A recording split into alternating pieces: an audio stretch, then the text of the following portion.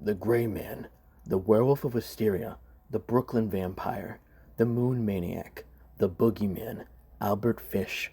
So many synonymous ways to refer to a man. A serial killer, a child rapist, a cannibal.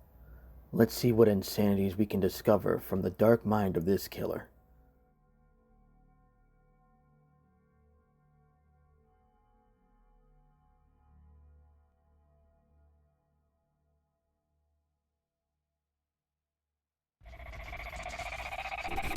I did not break the law. You sabotaged my ass, society. What do you want to call me a murderer for? I've never killed anyone.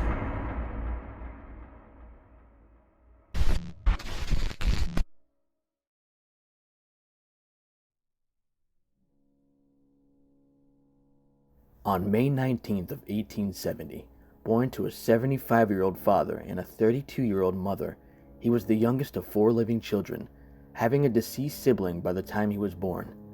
His birth name was Hamilton Howard Fish, but the name Albert was taken up after a deceased sibling. He took the name to escape from the nickname Eggs and Ham in an orphanage he grew up in most of his childhood. He was sent to an orphanage when he was about 5 years old after his father's death. His mother left him in St. John's Orphanage in Washington, opening him up to abuse from the caretakers until he was about 9 years old. The twisted difference between Albert Fish and the other children is the enjoyment he began to get from the beatings. It may be argued that this was due to some sort of mental illness at a young age, as his family had a long history of mental issues, including his mother and his siblings. By the time he turned 12 years old, his mother had acquired a government job and removed him from the orphanage to return to what was hopefully going to be a normal life. Instead, he soon found himself in a relationship with another boy who would introduce him to consuming human wastes.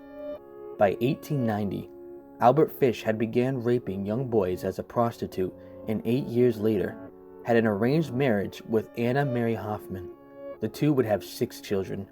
He worked as a house painter and continued to molest young boys. He claimed to have targeted boys younger than the age of 6, but there was a variety of ages beyond this that fell victim to his evil anyways. When January of 1917 rolled around, Albert's wife left him, leaving him to raise his children alone. This is when everything started to spiral out of control.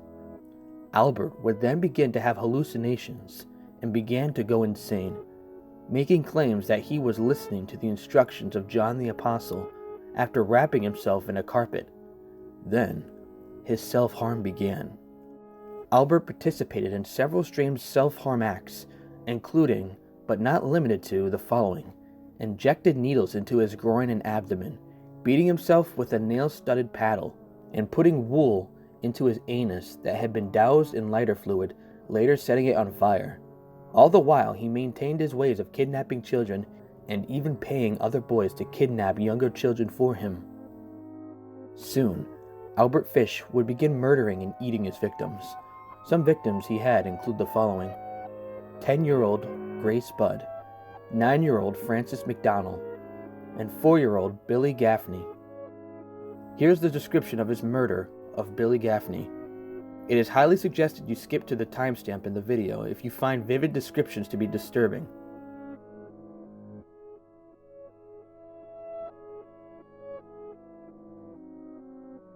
Fish had taken Gaffney to a house nearby, stripping him naked, and 4-year-old Billy Gaffney gagging him with a dirty rag.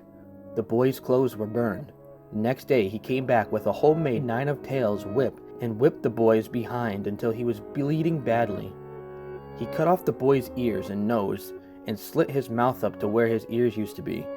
Next, he gouged out Billy's eyes. It was about this time that the boy had died. Albert Fish then stuck a knife into the boy's belly and began to drink his blood.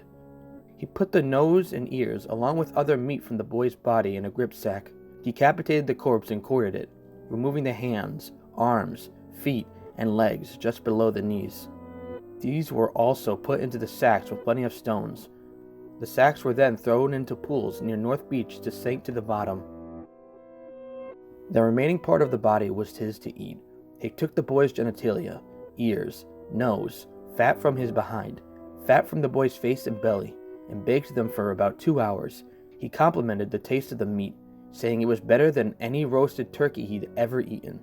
The only thing he claimed to have not eaten was the boy's peewees, from his genitalia, as he called them. He threw them into the toilet.